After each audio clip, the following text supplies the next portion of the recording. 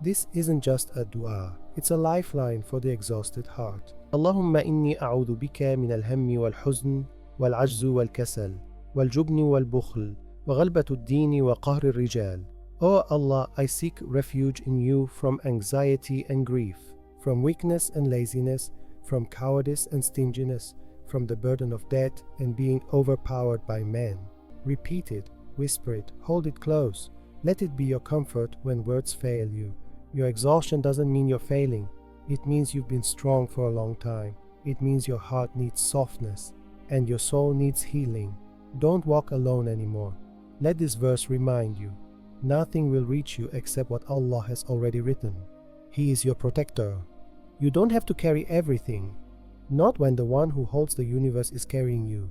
Share this with someone whose soul is tired. Let them know this Quran verse will find you when your soul is exhausted.